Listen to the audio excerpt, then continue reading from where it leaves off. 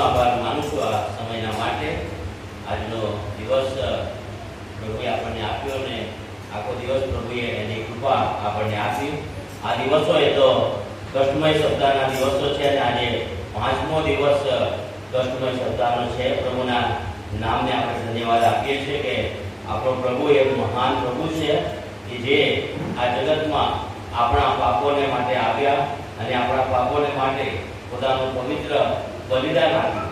અને એ બલિદાનને એ પ્રભુ ઈસુએ આપણા માટે જે કર્યું છે એને યાદ કરીને આ દિવસોમાં આપણે પ્રભુના વચનોમાંથી એ બાબતો જોઈ રહ્યા છે કે પ્રભુ કેટલો ભલો છે અને દયાળુ છે. ત્યારે પ્રભુના નામને આપણે ધન્યવાદ આપીએ છીએ. પ્રભુના વચનમાં જઈએ પહેલા ટૂંકી પ્રાર્થના કરીએ. જીવતા અને મહાન પ્રેમાળ પ્રભુ, અમે તમારા ચરણોમાં આવીએ છીએ એટલા માટે કે તમે અમારા પિતા છો, અમારા સ્વામી, અમારા પ્રભુ છો. પ્રભુ, તમારા જીવંત અને પવિત્ર વચનો જે તમે અમને અમારી ભાષામાં આપ્યા છે, પ્રભુ તમારા વચનો માટે તમારી સ્તુતિ કરીએ છીએ. તમારા વચનો સમજવાને માટે પ્રભુ અમારું જ્ઞાન એ તો સીમિત છે. પ્રભુ, અમે અમારા જ્ઞાન કે બુદ્ધિથી તમારા વચનોને સમજી શકતા નથી, ત્યારે અમે તમારી પાસે કૃપા ચાહીએ છીએ.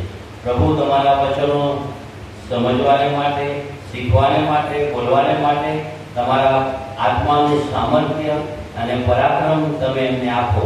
તમારા આત્માની દોરવણી પ્રભુ તમે અમને આપો કે જેથી પ્રભુ તમારા વચનોમાં રહેલા મર્મોને અમે જાણી શકીએ, અમારા જીવનોમાં એનો અનુભવ કરી શકીએ. એ માટે અમે તમારી પાસે કૃપા માગીએ છીએ. પ્રભુ, અહીંયા બેઠેલા સર્વના જીવનો અમે તમારા હાથોમાં મૂકીએ છીએ.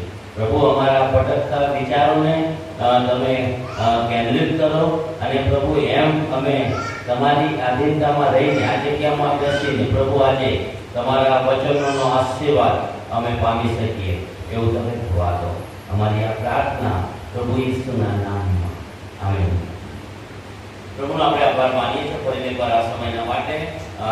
રેવરન્ડ સુરેશ સાહેબનો ખાસ આ સમય આભાર માનું છું. ખૂબ જ સુંદર ગીતો ગાવામાં આવ્યા અને આજની જે સભા છે અને એ સભામાં સારું આત્મિક વાતાવરણ ગીતો દ્વારા તૈયાર કરવામાં આવ્યું ને આપણા મનોને, આપણા હૃદયોને આપણે તૈયાર કરી શક્યા પ્રભુનું વચન શીખવાને માટે, સાંભળવાને માટે.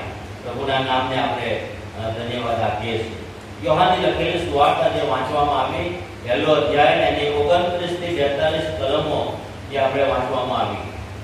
6ઠી કલમ જે છે એ 6ઠી કલમ પણ આપણે વાંચીશું. યોહાનની સુવાર્તા 1લો અધ્યાય અને 6ઠી કલમ. અને જ્યાં પ્રમાણે લખવામાં આવ્યું છે, દેવે મોકલેલો એક માણસ આવ્યો, તેનું નામ યોહાન હતું. અહીંયા પ્રભુના વચનમાં આપણે જોઈએ છીએ તો ત્યાં લખવામાં આવ્યું છે, દેવે મોકલેલો એક માણસ આવ્યો કે જેનું નામ યોહાન હતું. આ યોહાન જે છે એ પ્રભુનો શિષ્ય, અને આ યોહાન એ એની પોતાની રીતે આવ્યો નથી. કે આ યોહાનને કોઈ મંડળીએ મોકલ્યો નથી, કોઈ પાસ્ટોરલ કમિટીએ યોહાનને મોકલ્યો નથી.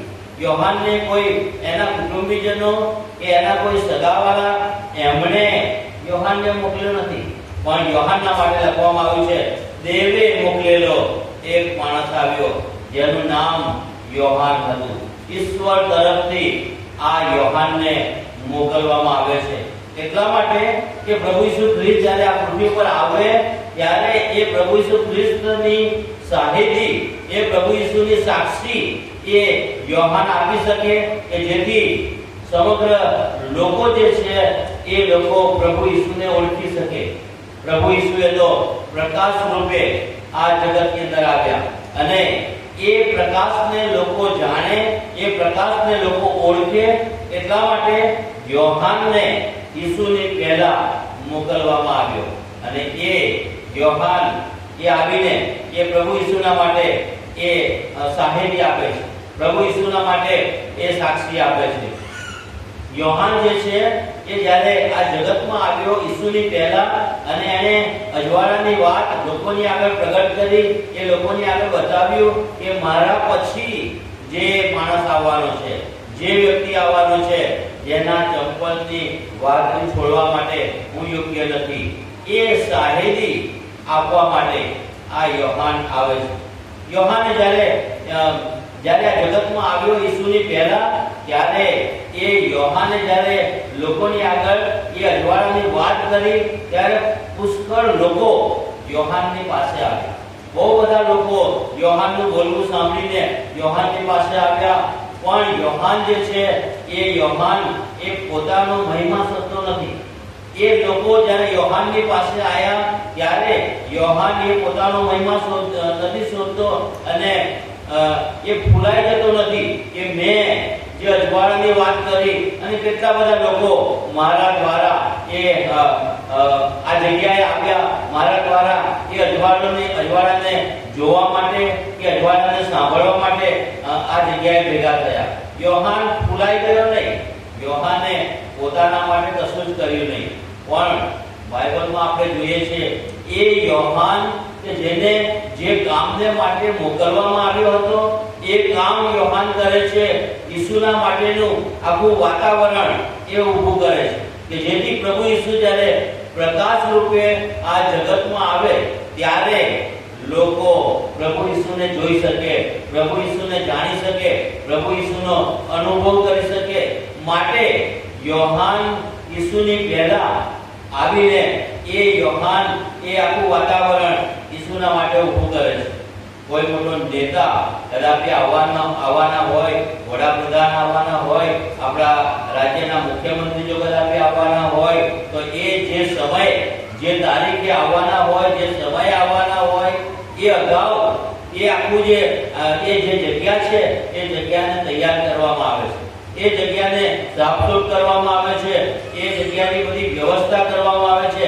એના બધા એ આવવાના જે રસ્તા છે એ રસ્તા બધા સીધા કરવામાં આવે છે, બનાવવામાં આવે છે, નવા બનાવવામાં આવે છે, જેથી એ જે નેતા જે છે, એ જે વડાપ્રધાન કે રાષ્ટ્રપતિ કે એ માનવંત વ્યક્તિ જ્યારે આવવાના હોય ત્યારે આ બધી તૈયારી એમના માટે કરવામાં આવે છે. પ્રભુ ઈસુ ખ્રિસ્ત જ્યારે આ જગતમાં આવવાના હતા ત્યારે લખવામાં આવ્યું છે યોહાને એ બધી જ વ્યવસ્થા ઊભી કરી, આખું વાતાવરણ યોહાને ઊભું કર્યું, જેથી જ્યારે ઈસુ આ જગતમાં આવે ત્યારે લોકો ઈસુને જોઈ શકે. આ જે યોહાન જે હતો પ્રભુનો શિષ્ય, ઈસુના આગમન પહેલા દેવ તરફથી, ઈશ્વર તરફથી એને મોકલવામાં આવ્યો હતો, ત્યારે આ યોહાન જે છે એ યોહાન એ આવીને એ લોકોને શું કહે છે? માર્કની સુવાર્તા એનો 1લો અધ્યાય અને 15મી કલમ જો તમે વાંચો તો ત્યાં લખવામાં આવ્યું છે યોહાનની પાસે એક ખાસ સંદેશો હતો. યોહાનની પાસે એક ખાસ વાત લોકોના માટે હતી. અને ત્યાં માર્કની સુવાર્તા 1લો અધ્યાય 15મી કલમમાં લખવામાં આવ્યું છે કે યોહાને કહે છે, કીધું કે પસ્તાવો કરો. લોકોને કીધું કે તમે નમી જાઓ, લોકોને કીધું કે તમે પાછા ફરો. યોહાને આ પસ્તાવાની વાત લોકોની આગળ પ્રગટ કરી. લોકોને કહે છે તમે પસ્તાવો કરો, નમી જાઓ, ફરી જાઓ.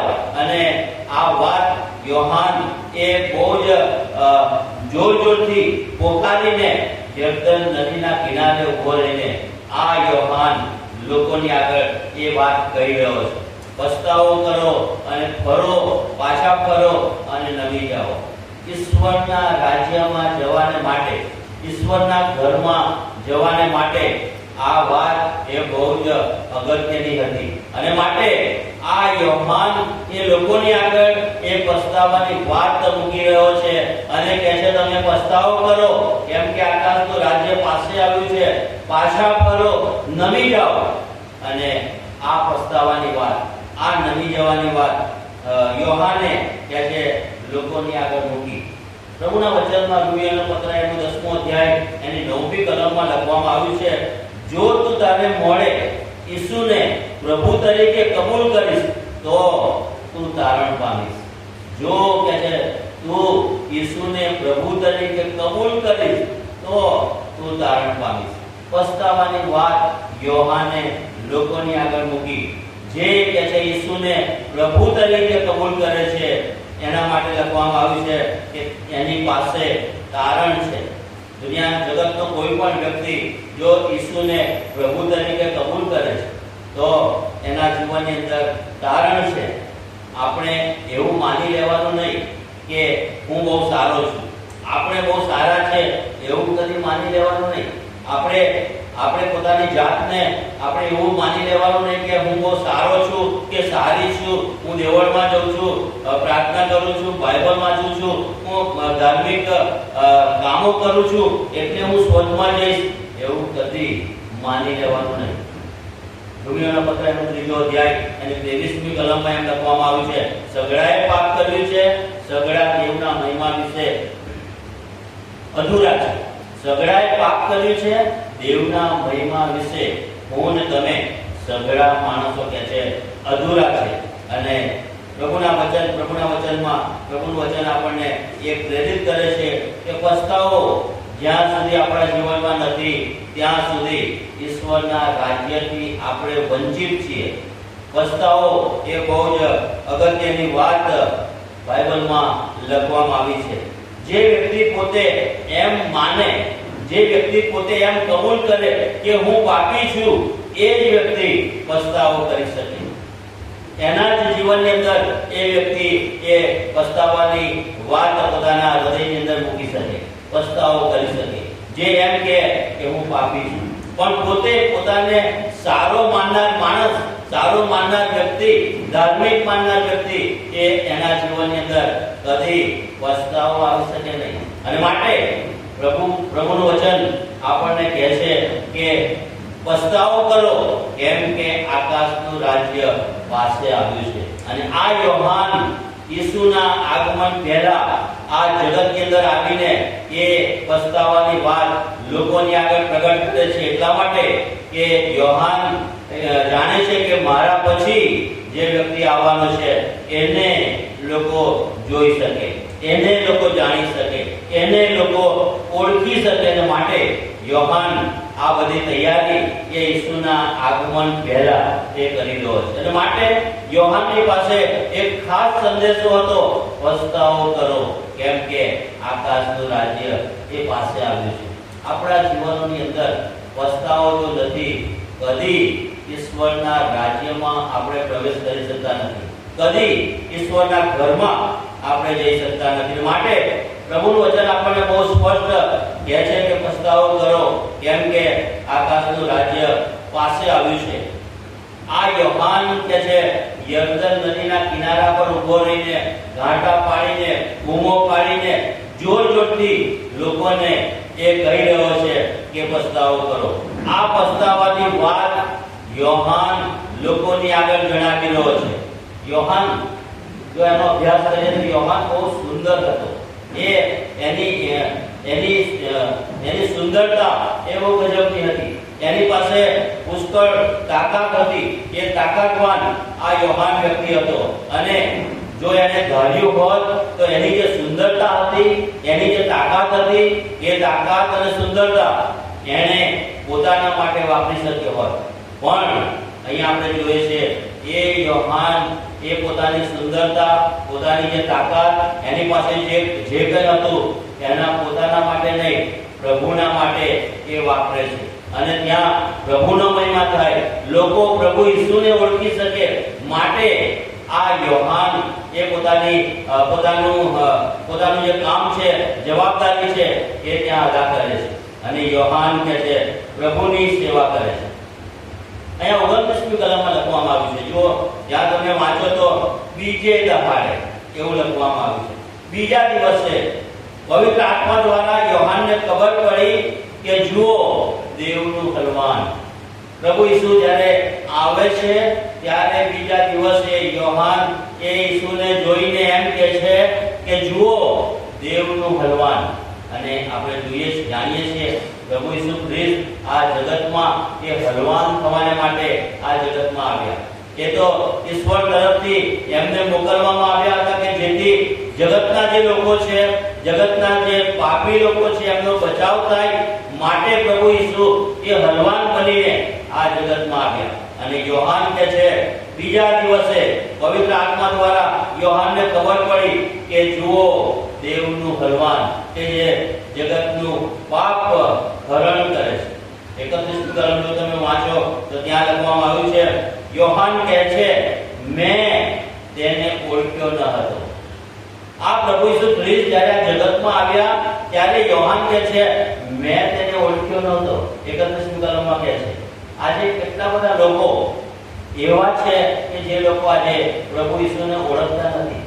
જો આપણે આ પૃથ્વી પર જીવતા છીએ, રહીએ છીએ, આપણે જો આપણા ગામના સરપંચને ઓળખતા હોઈએ, આપણે આપણા રાજ્યના મુખ્યમંત્રીને ઓળખતા હોઈએ, આપણે આપણા દેશના વડાપ્રધાન કે રાષ્ટ્રપતિને ઓળખતા હોઈએ, પણ ઈસુને જો વ્યક્તિગત રીતે આપણે ઓળખતા નથી તો આપણા માટે બહુ જ દુઃખદ બાબત છે। અહીંયા યોહાન કહે છે મેં તેને ઓળખ્યો નહોતો। શું આપણે સાચે જ વ્યક્તિગત રીતે ખરેખર હૃદયથી પ્રભુ ઈસુને ઓળખીએ છીએ? પ્રભુ ઈસુ એ જગતમાં આવ્યા, એ મૃત્યુ પામ્યા, એ બલિદાન રૂપ બન્યા, એટલું જ ખાલી આપણે જાણીએ છીએ, એટલું જ ખાલી આપણે અનુભવ્યા, એટલું જ ખાલી આપણે બોલીએ છીએ? શું વ્યક્તિગત રીતે ખરેખર પ્રભુ ઈસુને આપણે ધારણા તરીકે આપણે જાણીએ છીએ કે અનુભવીએ છીએ? અહીંયા યોહાન કહે છે મેં તેને ઓળખ્યો ન હતો। ખ્રિસ્તી વ્યક્તિ તરીકે વ્યક્તિગત રીતે આપણે ઈસુનો સ્વીકાર કરીએ, ઈસુને ઓળખીએ, ઈસુને જાણીએ, એ આપણા માટે બહુ જ અગત્યની બાબત છે। ભલે આપણે જગતના માનવંત લોકોને આપણે ના ઓળખતા હોઈએ, માનવંત લોકોને આપણે ના જાણતા હોઈએ, પણ ઈસુને ઓળખવો એ આપણા માટે બહુ જ અગત્યનું છે। વ્યક્તિગત રીતે ઈસુની ઓળખ આપણે પામીએ એ જરૂરનું છે। પ્રભુના વચનમાં આપણે જોઈએ છીએ કે જગતના જે લોકો છે, કે જે જગતના લોકો એટલા બધા એવા લાખો અને કરોડો છે કે જેઓ ઈસુને ઓળખતા નથી। શું એ લોકોની એ જવાબદારી આપણી નથી કે આપણે એ લોકોની પાસે જઈએ, એમની પાસે જઈને એમને ઈસુની ઓળખ આપીએ? આ યોહાન કહે છે ઈસુના આગમન પહેલા આ જગતમાં આવીને એ યોહાને ઈસુના માટે સાક્ષી આપી અને એ અજવાળા વિશે એ સાક્ષી આપી કે મારા પછી જે વ્યક્તિ આવનાર છે કે જે મહાન છે, કે જે તારણ આપવાને માટે જગતમાં આવનાર છે। શું આ સાક્ષી આપણે જગતના લોકોને આપણે આપીએ છીએ? બહુ જ અગત્યની વાત આ યોહાન એ યર્દન નદીના કિનારા પર ઉભો રહીને એ કહી રહ્યો છે। ત્યાર પછી જો 33 અને 34 કલમ તમે વાંચો તો ત્યાં લખવામાં આવ્યું છે દેવના દીકરા સંબંધીની સાક્ષી, પ્રભુ ઈસુ ખ્રિસ્ત સંબંધીની સાક્ષી યોહાને કહે છે ત્યાં આપી। 33 અને 34 કલમમાં યોહાને કહે છે ઈસુ ખ્રિસ્ત સંબંધીની સાક્ષી આપી। જ્યાં સુધી આપણે પસ્તાવો કર્યો નથી, જ્યાં સુધી પસ્તાવો આપણા જીવનની અંદર આવ્યો નથી, ત્યાં સુધી આપણે કદી એ ઈસુની સાક્ષી એ આપી શકતા નથી। પસ્તાવો જો આપણા જીવનમાં આવ્યો છે, પસ્તાવિત હૃદયે જો આપણે પ્રભુનો સ્વીકાર કર્યો છે, તો જ આપણે ખ્રિસ્તની જે સાક્ષી છે એ સાક્ષી આપણે પ્રગટ કરી શકીએ છીએ। અને માટે પસ્તાવો એ આપણા જીવનની અંદર બહુ જ અગત્યની બાબત છે। 32મી કલમમાં લખવામાં આવ્યું છે, જો તમે ત્યાં વાંચો તો ત્યારે આત્માને કબૂતરની પેટે ઉતરતો ત્યાં જુએ છે। જ્યારે ઈસુનું જ્યારે ત્યાં યર્દન નદીના કિનારે બાપ્તિસ્મા થાય છે ત્યારે કહે છે આત્માને, પવિત્ર આત્માને કબૂતર રૂપે કહે છે એ ઈસુની પર આવતો જુએ છે। આત્માને કબૂતરની પેટે, અહીંયા કબૂતરની વાત લખવામાં આવી છે। કબૂતર જે પક્ષી છે એ કબૂતર પક્ષીને આપણે જોયું છે, એ કબૂતર એ કેવું છે એ પણ આપણે જાણીએ છીએ, એનો કલર કેવો છે એ પણ આપણે જાણીએ છીએ, એ કબૂતરના જે ગુણો છે એ પણ આપણને ખબર છે, કારણ કે આપણે કબૂતરને ઘણા બધા વર્ષોથી જોયું છે અને જાણીએ છીએ। પણ અહીંયા પ્રભુના વચનમાં કબૂતરની વાત લખવામાં આવી છે। બાઇબલની અંદર સૌપ્રથમ કબૂતરની વાત ક્યાં લખવામાં આવી છે કોઈને ખબર છે? બાઇબલમાં સૌપ્રથમ જગ્યાએ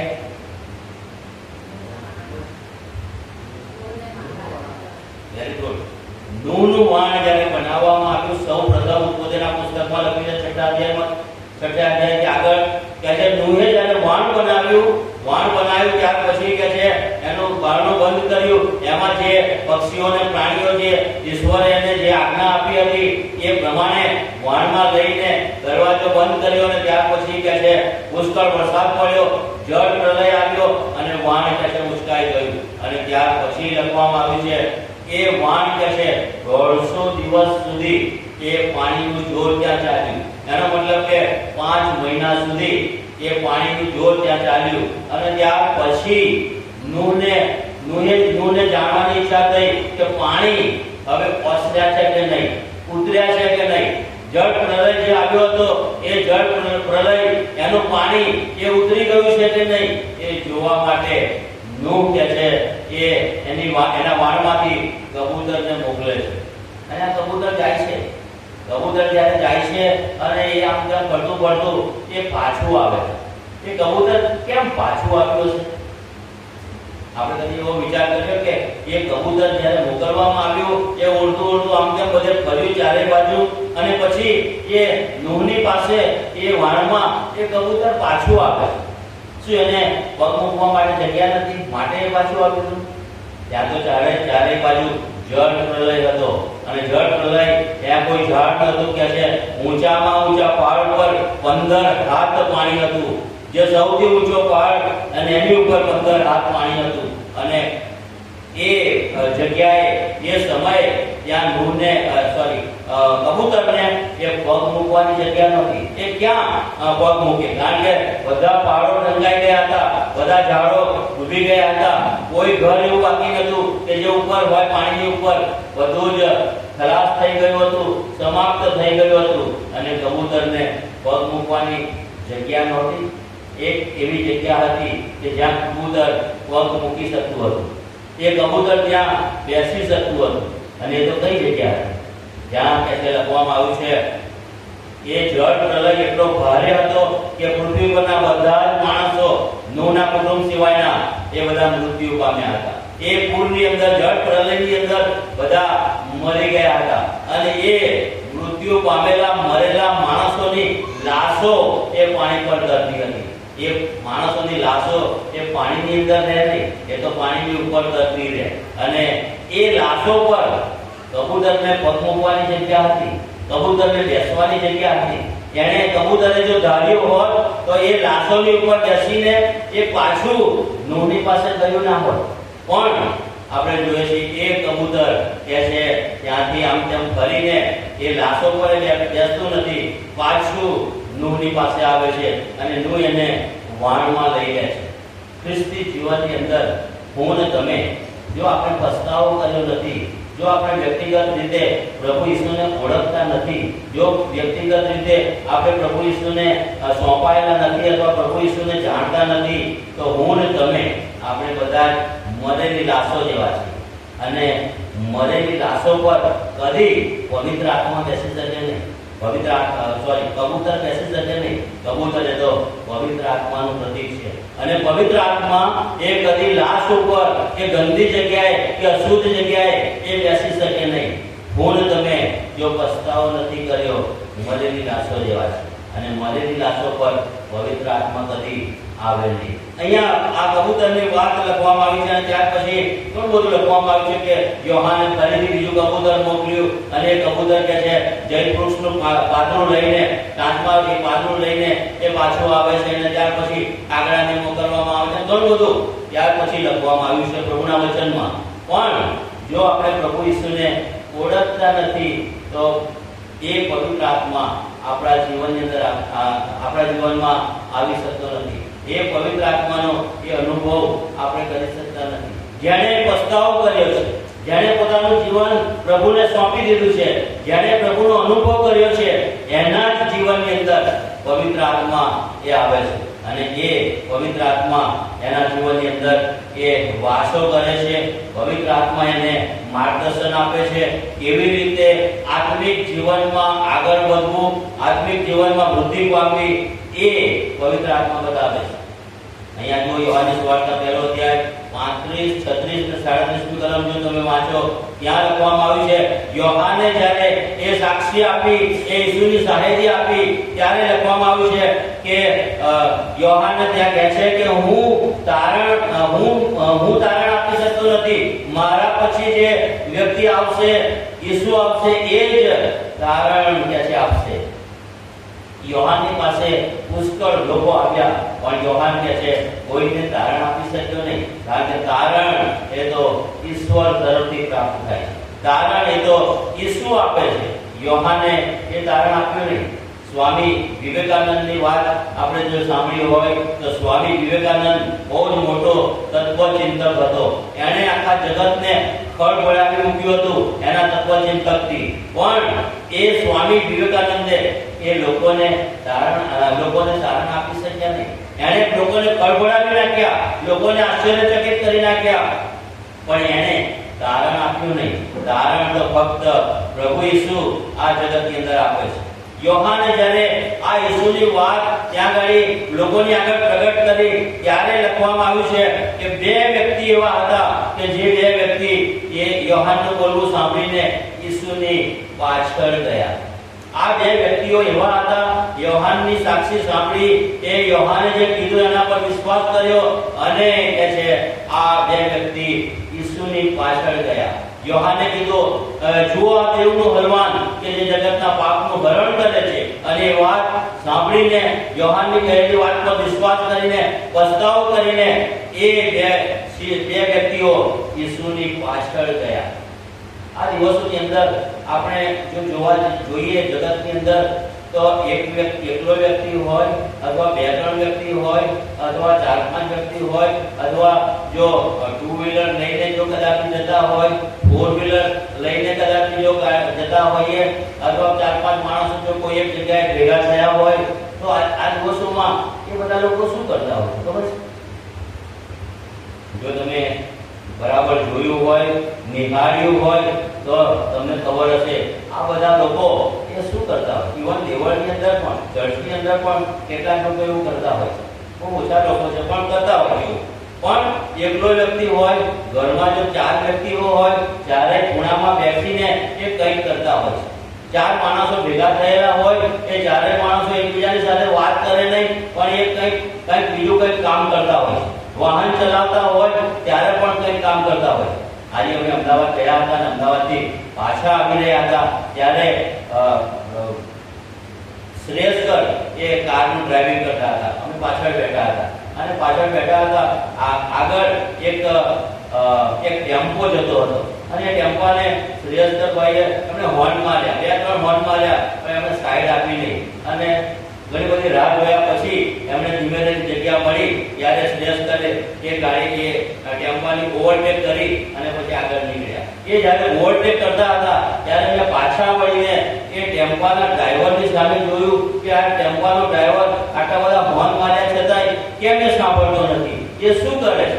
ત્યારે ટેમ્પાની સામે જોયું ત્યારે એ આ જ કામ કરતો હતો. શું કામ કરતો હતો ખબર છે? ફોન જે છે આ ફોન કરતા કરતા એ ડ્રાઇવિંગ કરતો હતો અને પેલા પાછળ ફોન માર્યા કરે, એ ફોનનો અવાજ સંભળાતો નતો પણ આ ફોનનો અવાજ સંભળાતો. લોકો આજે ડ્રાઇવિંગ ટુ વ્હીલર પર ડ્રાઇવિંગ કરતા હોય, એક હાથમાં એક્સિલેટર હોય અને બીજા હાથમાં ફોન હોય અને એમનો મૂળ હોય આંગળી એ તો આમ કરતા હોય. ખબર નહીં કોને મેસેજ કરતા હોય, શું મેસેજ કરતા હોય આપણને ખબર નથી, પણ એમનો હાથ એ તો ફોનની અંદર જ હોય. ઘરમાં ચાર માણસો હોય, ચાર માણસો એકબીજાની સાથે વાત કરતા મેં નથી જોયા, કારણ કે મેં ઘણા બધા ઘરોની મુલાકાત કરી છે. ચાર માણસો ચારે ખૂણામાં બેઠા હોય અને બધાના હાથમાં ફોન હોય અને પછી ચાલુ કરીને આમ કરતા જ હોય. ચાર માણસો અથવા કોઈ ટોળે પડેલા હોય, આ જ કામ લોકો આજે કરી રહ્યા છે. અહીંયા યોહાનનું બોલવું સાંભળીને કે છે બે વ્યક્તિઓ ઈસુની પાછળ ગયા. હું ને તમે આજે કોની પાછળ ચાલી રહ્યા? શું આ મોબાઈલની પાછળ આપણે પડેલા છીએ? આ મોબાઈલને આપણે છોડતા નથી? કોની પાછળ આપણે ચાલી રહ્યા છીએ? પ્રભુ આજે આપણને પ્રશ્ન પૂછે છે, તમે આજે કોની પાછળ ચાલી રહ્યા છો? અહીંયા પ્રભુના વચનમાં આપણે જોઈએ છે કે બે શિષ્યો કે છે, બે વ્યક્તિઓ યોહાનનો સંદેશો સાંભળીને એ ઈસુની પાછળ કે છે તેઓ ગયા અને આપણે જોઈએ છે ઈસુની પાછળ જઈને એ ઈસુની પાસે એ કંઈક શોધી રહ્યા હતા અને ઈસુએ જ્યારે પાછા વળીને જોયું ત્યારે ઈસુએ જોયું કે આ બે વ્યક્તિઓ કંઈક શોધી રહ્યા છે. અને ઈસુ એમને જવાબ આપે છે, એમને પૂછે છે કે તમે શું શોધી રહ્યા છો? તમે શું શોધો છો? ઈસુ આ બે વ્યક્તિઓને કહે છે, જે બે વ્યક્તિઓ ઈસુની પાછળ ગયા હતા, તમે શું શોધો છો? આજે હું ને તમે, પ્રભુ આજે આપણને પ્રશ્ન પૂછે છે કે તમે આ જગતની અંદર આજે શું શોધી રહ્યા છો? શું આપણો એ જવાબ છે કે હા પ્રભુ, હું ઈસુ નાઝારીને શોધું છું, હા પ્રભુ, હું તને શોધું છું, હું તારા માર્ગને શોધું છું? શું એ જવાબ આજે આપણી પાસે છે? પ્રભુ ઈસુ આ બે શિષ્યોને, આ બે વ્યક્તિઓને કહે છે, તમે શું શોધી રહ્યા છો? ત્યારે આ બે વ્યક્તિઓ શું કહે છે? જો તમે પ્રભુનું વચન ત્યાં વાંચો, ત્યાં લખવામાં આવ્યું છે, આ બે વ્યક્તિઓ ઈસુને સામો પ્રશ્ન પૂછે છે કે ઈસુ તું ક્યાં રહે છે? ઈસુને રહેવાની જગ્યા તેઓ જાણવા માંગતા હતા. ઈસુને રહેવાનું જે ઠેકાણું છે, ઈસુને રહેવાનું જે સરનામું છે, એ સરનામું આ બે વ્યક્તિ ઈસુની પાસે માંગે છે કે ઈસુ તું ક્યાં રહે છે? ઈસુ એમને શું જવાબ આપે છે? ઈસુ એમને સરનામું આપતો નથી. ઈસુ એમને કહેતો નથી હું ફલાણી શેરીમાં, ફલાણા ગામમાં, ફલાણી જગ્યાએ હું રહું છું, એવું કહેતો નથી. જો તમે પ્રભુનું વચન ત્યાં વાંચો 35, 36, 37 કલમમાં ઈસુ કહે છે, આવીને જુઓ હું ક્યાં રહું છું.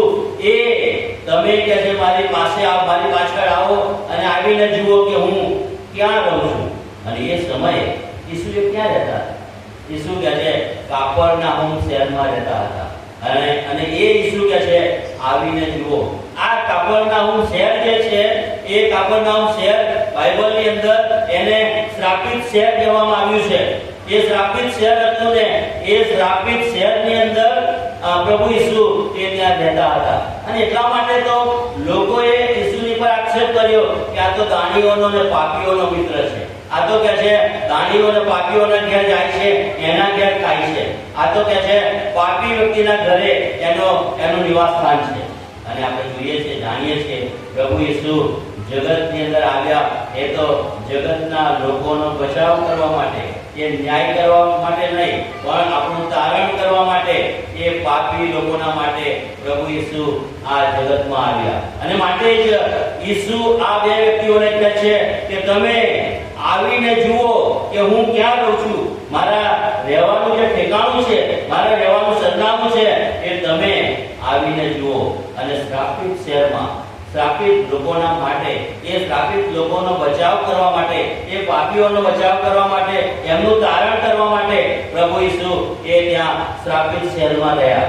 અને બાઇબલમાં લખવામાં આવ્યું છે, જેણે કે જે પાપ જાણ્યું નહોતું તેણે કે જે આપણા માટે એ પોતે પાપરૂપ બન્યા. એ પોતે શ્રાપિત શહેરમાં રહ્યા, શ્રાપિત લોકોની મધ્યે રહ્યા, શ્રાપિત લોકોની પાસે, એ દાણીઓની પાસે રહ્યા.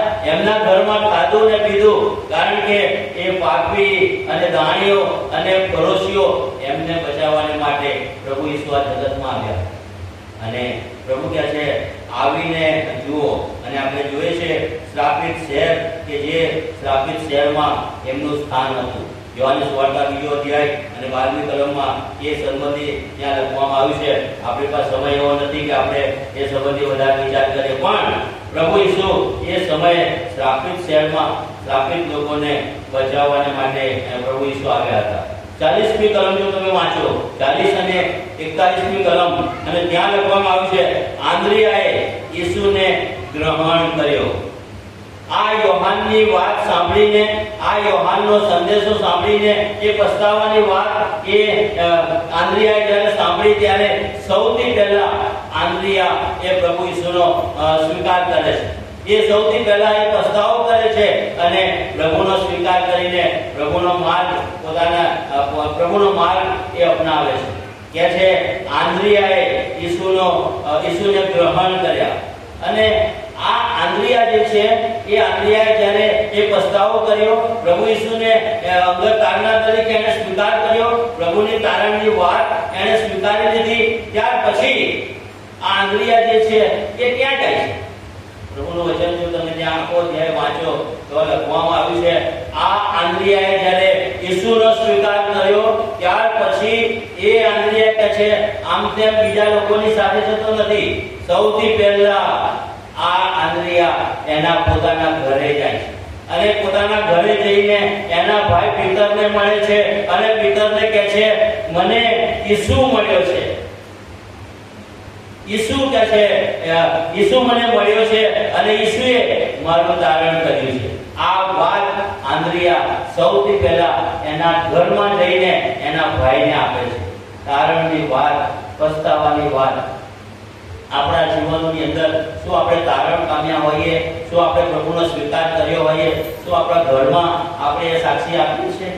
સૌથી પહેલા સાક્ષી એ આપણા ઘરમાં હોય અને ત્યાર પછી બહાર જઈને જગતના લોકોને એ ઈસુની વાત કરીએ, એ આપણા માટે બહુ જ અગત્યનું છે. આ આંદ્રિયા કે જેણે પ્રથમ પ્રભુ ઈસુનો સ્વીકાર કર્યો અને પોતાના ઘરે ગયો અને પિતરને કહે છે, ખ્રિસ્ત મને મળ્યો છે, ઈસુ મને મળ્યો છે. અને ઈસુની વાત પિતરને કહે છે. પિતરે જ્યારે આ પોતાના ભાઈ આંદ્રિયાની આ વાત સાંભળી કે ખ્રિસ્ત મને મળ્યો છે, ત્યારે પિતરનો જે રિસ્પોન્સ છે એ રિસ્પોન્સ શું હતો? પિતર શું પ્રતિભાવ આપે છે? વચનમાં લખવામાં આવ્યું છે, પિતરે કહે છે પ્રભુ ઈસુનો સ્વીકાર કર્યો. પિતરે પણ કહે છે ઈસુનો સ્વીકાર કરીને ઈસુને ગ્રહણ કર્યા. અને પછી લખવામાં આવ્યું છે પિતરના માટે કે પિતર જ્યારે પ્રભુ ઈસુની પાસે આવ્યો ત્યારે બહુ જ આશીર્વાદિત થયો. અને ત્યાં લખવામાં આવ્યું છે પિતરનું નામ પ્રભુએ એનું નામ બદલી નાખ્યું. તારું નામ પિતર નહીં, પણ હવે તું કેફા કહેવાશે, કે જેનો અર્થ થાય છે પથ્થર. જે વ્યક્તિ પ્રભુની પાસે આવે છે, પ્રભુ એનું નામ બદલી નાખે છે. જૂના કરારમાં ઇબ્રાહિમ વિશે લખવામાં આવ્યું છે. ઇબ્રાહિમનું નામ પહેલા ઇબ્રામ હતું, પણ જ્યારે પ્રભુ ઈસુની પાસે આવે છે, પ્રભુને ગ્રહણ કરે છે, પ્રભુએ ઇબ્રામનું નામ બદલી નાખ્યું અને કહે છે હવેથી તારું નામ ઇબ્રામ નહીં પણ ઇબ્રાહિમ કહેવામાં આવશે. પ્રભુએ યાકૂબનું નામ બદલી નાખ્યું. યાકૂબનું નામ, યાકૂબને કહે છે તારું નામ યાકૂબ નહીં પણ તારું નામ ઇસ્રાએલ રહેશે. જે વ્યક્તિ પ્રભુનો સ્વીકાર કરે છે, પ્રભુની પાસે આવે છે, પ્રભુને ગ્રહણ કરે છે, પ્રભુ એનું નામ બદલી નાખે છે. મોટા ભાગે મેં એવું જાણ્યું છે કે કોઈ પણ વ્યક્તિ જ્યારે બાપ્તિસ્મા લે ત્યારે બાપ્તિસ્મા લીધા પછી એનું જે નામ હોય છે એ નામમાં કંઈક ફેરફાર કરી નાખે. મોટા ભાગે દરેકના જીવનમાં આવું હોતું નથી, પણ મોટા ભાગે એવું સાંભળ્યું છે કે બાપ્તિસ્મા લીધા પછી એનું જે નામ છે, અસલ નામ, એને દબાવીને કંઈક નવું નામ એને આપવામાં આવે છે. જેઓ ઈસુની ઓળખ પામ્યા છે, જેઓ ઈસુની પાસે આવ્યા છે, પસ્તાવો કર્યો છે, પ્રભુ એનું નામ બદલી નાખે છે. અહીંયા પ્રભુએ પિતરનું નામ બદલી નાખ્યું, ઇબ્રાહિમનું નામ બદલી નાખ્યું, યાકૂબનું નામ બદલી નાખ્યું. આપણો પ્રભુ એ મહાન પ્રભુ છે કે જે એની પાસે આવે છે, પ્રભુ એને બદલી નાખે છે. અને પિતરના માટે લખવામાં આવ્યું છે એ જ પિતર ક્યાં છે? એનો અર્થ થાય છે ખડક. અને આપણો જે ખડક છે એ તો પ્રભુ ઈસુ ખ્રિસ્ત છે. અને કે છે વચનમાં લખ્યું છે જેઓ જે બાંધનારાઓએ જે ખૂણાનો પથ્થર હતો એ ખૂણાના પથ્થરને નકારી કાઢ્યો, એ જ ખૂણાનો મુખ્ય પથ્થર થયો. અને પ્રભુ કહે છે એ કેફા પર, એ પથ્થર પર હું મારી મંડળીની સ્થાપના કરીશ. અને આપણે જોઈએ છીએ એ પથ્થર પર પ્રભુએ એની સ્થાપના કરેલી છે. આપણે જ્યારે મંડળીના રૂપમાં છીએ, આપણે જ્યારે મંડળીના સભ્યો છીએ, આપણે પ્રભુનો સ્વીકાર કર્યો છે, પ્રભુની પાછળ ચાલીએ છીએ, પ્રભુના નામથી આપણે ઓળખાઈએ છીએ અને મંડળી તરીકે જ્યારે આપણે જાહેર થયેલા છીએ, પ્રભુએ આ મંડળીને એ પથ્થર પર, એ કેફા પર એને બાંધેલી છે કે જેની પર કે છે હાડેસથી સત્તાનું જોર ચાલશે નહીં. એ મંડળી કે જે મજબૂત મંડળી છે, પ્રભુ એવી મજબૂત અને આત્મિક રીતે સમૃદ્ધ એવી મંડળીને લેવા માટે એક દિવસે આ જગતમાં આવવાના છે. ત્યારે શું આપણે પ્રભુની ઓળખ પામ્યા છીએ? શું આપણે મંડળી તરીકે ખરેખર પ્રભુ ઈસુનો સ્વીકાર કરેલો છે? શું ખરેખર પ્રભુ ઈસુનો અનુભવ કરેલો છે? શું ખરેખર પ્રભુ ઈસુને આપણે વ્યક્તિગત રીતે ઓળખીએ છીએ? જો ઓળખીએ છીએ, પ્રભુને આપણે જાણીએ છીએ, એક દિવસે પ્રભુ આપણને લેવાને માટે આ જગતની અંદર આવનાર છે. પિતરના માટે લખવામાં આવ્યું છે. પ્રભુએ પિતરનું નામ બદલી નાખ્યું અને એ પિતર કે છે બહાર ગયો અને બહાર જઈને ભાષણ કરીને 3000 માણસો એ પ્રભુમાં આવ્યા. આંદ્રિયાએ જ્યારે આ વાત સાંભળી હશે કે મેં ઈસુની સાક્ષી મારા ભાઈને પિતરને મેં સાક્ષી આપી છે અને એ મારો ભાઈ પિતર એ બહાર જઈને એને પ્રચાર કર્યો, એને ઈસુની સાક્ષી પ્રગટ કરી અને 3000 માણસો પ્રભુમાં આવ્યા. આંદ્રિયાએ જ્યારે આ વાત સાંભળી હશે ત્યારે એના હૃદયની અંદર કેટલો બધો આનંદ થયો હશે. કારણ કે આંદ્રિયા પોતે સમજતો હશે કે મેં તેને સુવાર્તા આપી, મેં તેને ઈસુની વાત કરી અને એણે બહાર જઈને પ્રચાર કર્યો અને 3000 માણસો પ્રભુમાં આવ્યા. આ આંદ્રિયાને એટલો બધો આનંદ થયો હશે કે મેં જેને સુવાર્તા આપી એ સુવાર્તા એના હૃદયની અંદર એ ઉતરી ગઈ. અને એ વાત ચોક્કસ છે કે હું ને તમે આપણે બીજા લોકોને સુવાર્તા આપીએ, અન્ય લોકોને ઈસુનું નામ આપીએ, અન્ય લોકોને તારણની વાત પ્રગટ કરીએ કે જેના હૃદયની અંદર એ તારણની વાત ઉતરી જાય અને એ પ્રભુનો સ્વીકાર કરે, પ્રભુની ઓળખ પામે. આપણા આયુષ્યની અંદર આપણું જો આયુષ્ય 50 વર્ષ, 60, 70, 80, 90, 100 વર્ષ હોય એ આયુષ્યની અંદર આપણે કેટલા આત્માઓ બચાવ્યા, કેટલા આત્માઓને આપણે સુવાર્તા આપીને પ્રભુની ઓળખ આપણે અપાવી, કેટલા લોકોને આપણે પ્રભુની સુવાર્તા આપીને પ્રભુનું નામ આપીને એ ઈસુની સાક્ષી આપીને લોકોને આપણે પ્રભુ ઈસુની પાસે લાવ્યા. આપણા આયુષ્યની અંદર આપણે જો 80 વર્ષ જીવ્યા કે 90 વર્ષ જીવ્યા, 90 વર્ષ 80 વર્ષમાં કેટલા લોકોને આપણે બચાવ્યા. બહુ જ અગત્યની વાત આ પ્રભુ આપણી આગળ કરી રહ્યા છે કે મેં તમારો બચાવ કર્યો, તમે શું કર્યું? તમે કેટલા લોકોને મારી ઓળખ આપી? એક નાસ્તિક વ્યક્તિની વાત મને યાદ આવે છે. નાસ્તિક એટલે ખ્રિસ્તી વ્યક્તિ હતો પણ નાસ્તિકતાનું જીવન એ જીવતો હતો. એ કદી દેવળમાં જાય નહીં, કદી બાઇબલ વાંચવાનું નહીં કે પ્રાર્થના કરવાનું નહીં અને ખ્રિસ્તી હોવા છતાં બહુ નાસ્તિકતાનું જીવન એ જીવતો હતો. એક દિવસે આ ખ્રિસ્તી નાસ્તિક જેવા વ્યક્તિએ એને મનમાં વિચાર કર્યો કે રવિવારના દિવસે મારે દેવળમાં જવું છે અને બાઇબલ લઈને નહીં પણ નોટબુક લઈને અને પેન લઈને હું દેવળમાં જઈશ અને દેવળમાં જઈને પાળક સાહેબ જે સંદેશો આપે છે એ સંદેશો હું સાંભળીશ અને પાળક સાહેબ કઈ ભૂલો કરે છે બોલવામાં એ બધી ભૂલો હું એની નોંધ કરીશ મારી નોટબુકમાં અને પછી એ ભૂલો હું જગતના લોકોને બતાવીશ કે આ પાળક જે છે એ બોલવામાં આવી ભૂલો કરે છે. અને આવી બાળકની ભૂલો શોધવા માટે એ દેવળમાં આવ્યા. ઈશ્વરનું ભજન કરવા માટે નહીં, બાળકની ભૂલો શોધવા માટે. અને એ ભૂલો શોધવા માટે જ્યારે એ પાછા આવી રહ્યા હતા, એ દેવળમાં આવી રહ્યા હતા ત્યારે દેવળના પગથિયા હતા અને 5-6 પગથિયા હતા અને ત્યાર પછી એ 5-6 પગથિયાની ઉપર એ દેવળ બનાવેલું હતું, થોડું ઊંચાઈ પર. એ સમયે આ ખ્રિસ્તી નાસ્તિક જેવા વ્યક્તિ એ પગથિયા ચડી રહ્યા હતા અને એક વૃદ્ધ બહુ જ મોટી ઉંમરના એક બહેન એ પગથિયા પરથી નીચે ઉતરી રહ્યા હતા અને નીચે ઉતરતા એ બહેન એક પગથિયું ચૂકી ગયા અને ત્યાં પડતા હતા અને છેક નીચા પગથિયા સુધી પડી જાય અને બહુ ગવાય એવી પરિસ્થિતિ ત્યાં એમની સામે હતી. પણ સામે આ ખ્રિસ્તી નાસ્તિક વ્યક્તિ એ સામે પગથિયા ચડીને એ આવી રહ્યા હતા. એમણે આ વૃદ્ધ બહેનને પકડી લીધા અને એમને પડવાથી બચાવી લીધા. આ વૃદ્ધ માજી જેને આપણે કહીએ બહુ મોટી ઉંમરના આ વૃદ્ધ માજી જ્યારે એમણે આ ખ્રિસ્તી નાસ્તિક વ્યક્તિએ જ્યારે એમને પડવાથી પકડી લીધા ત્યારે આ વૃદ્ધ માજી એમના મોંમાંથી શબ્દો નીકળી ગયા અને એ શબ્દો એવા હતા કે શું તમે પણ ઈસુને પ્રેમ કરો છો? આ નાસ્તિક વ્યક્તિને આ વૃદ્ધ માજી કહે છે શું તમે પણ ઈસુને પ્રેમ કરો છો? અને આ જે થોડા શબ્દો જે વૃદ્ધ માજીના હતા એ થોડા શબ્દો આ એક નાનું વાક્ય એ ખ્રિસ્તી પેલા નાસ્તિક વ્યક્તિના હૃદયની અંદર આ વાક્ય ઉતરી જાય છે અને એ દિવસે એ પગથિયાએ એ પ્રભુનો સ્વીકાર કરે છે. શું તમે પણ ઈસુને પ્રેમ કરો છો? આ વાત એના હૃદયમાં ઉતરી ગઈ અને એ નાસ્તિક વ્યક્તિ ખ્રિસ્તી બની ગયો અને નિયમિત રીતે ત્યાર પછી એ તો રવિવારે દેવળમાં આવવા લાગ્યો.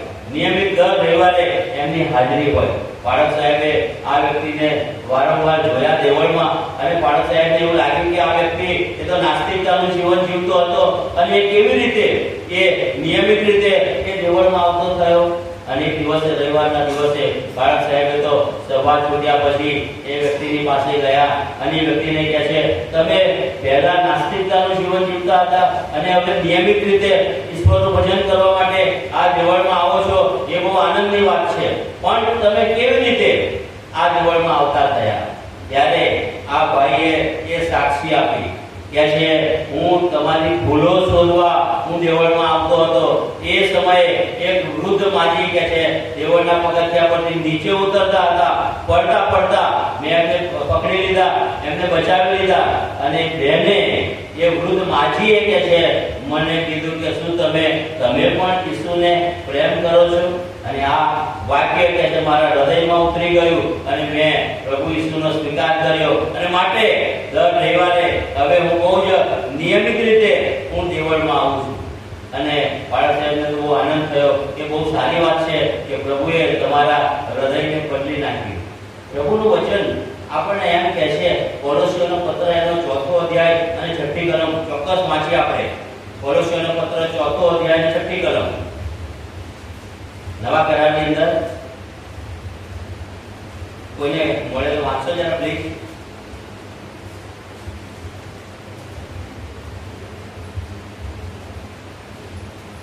મારા બાઇબલ પ્રમાણે 200 નંબરનું પાનું છે, પણ મારું બાઇબલ જુદું છે, કદાચ તમારા પૃષ્ઠમાં એ નંબર જુદો હશે.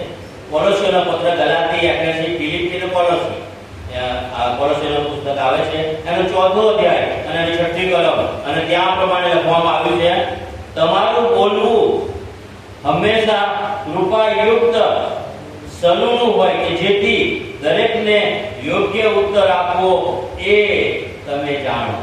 બહુ જ ગજબની કલમ અહીંયા લખવામાં આવી છે કે છે તમારું બોલવું હંમેશા કૃપાયુક્ત અને સલુનું હોય. આ વૃદ્ધ માજી જે હતા એમનું જે બોલવું જે છે એમના જે શબ્દો જે છે એ કૃપાયુક્ત અને સલુના હતા કે એ સામેનો નાસ્તિક વ્યક્તિ જ્યારે સાંભળે છે ત્યારે એના હૃદયની અંદર એનો સ્વીકાર કરે છે. તમારું બોલવું કૃપાયુક્ત અને સલુનું હોય.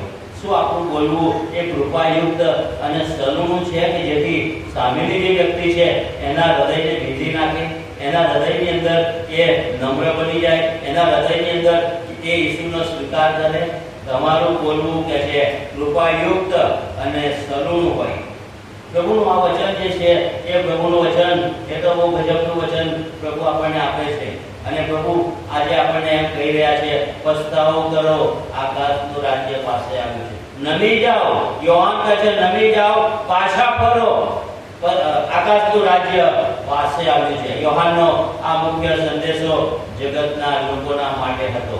આજે પ્રભુનું વચન આજે આપણને એ પ્રેરિત કરે છે, કહે છે કે તમે પસ્તાવો કરો, નમી જાઓ અને પાછા ફરો. જીવનની અંદર આપણે પ્રભુની આગળ નમી જવાની જરૂર છે. જીવનની અંદર આપણે આપણા જીવનથી પાછા ફરવાની જરૂર છે. હવે સમય બહુ ઓછો સમય રહેલો છે. ક્યારે શું થશે એ આપણે જાણતા નથી. માટે પ્રભુનું વચન આજે આપણને સચેત કરે છે, જાગૃત કરે છે કે તમે પસ્તાવો કરો, નમી જાઓ અને પાછા ફરો. પ્રભુનું વચન આપણને કહે છે પ્રભુને આપણે આજે ઓળખીએ, પ્રભુને ઓળખવાની જરૂર છે. પ્રભુની પાછળ ચાલીએ, મોબાઈલની પાછળ નહીં, ક્રિકેટની પાછળ નહીં, બીજી દુનિયાની જે બાબતો છે એની પાછળ નહીં, પૈસાની પાછળ નહીં, રૂપિયાની પાછળ નહીં, પ્રભુની પાછળ ચાલીએ. આ બે વ્યક્તિઓ કે છે યોહાનનો સંદેશો સાંભળીને ઈસુની પાછળ ગયા. પ્રભુ ઈચ્છે છે કે હું ને તમે આપણે પાછળ જઈએ. ભજન સંગ્રહમાં એક ગીત છે, પાછળ પાછળ તારી પાછળ ચાલીશું. ખાલી શબ્દોથી આપણે બોલીએ છીએ, પણ શું વાસ્તવમાં ખરેખર ઈસુની પાછળ આપણે ચાલીએ છીએ?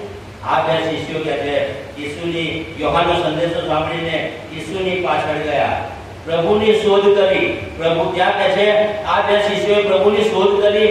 પ્રભુ કહે છે અહીં આવીને જુઓ.